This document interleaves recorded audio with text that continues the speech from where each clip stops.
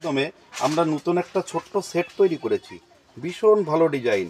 দেখছেন এই যে পিসটা রয়েছে এটা হচ্ছে সম্পূর্ণ ম্যাট পিসের উপরে।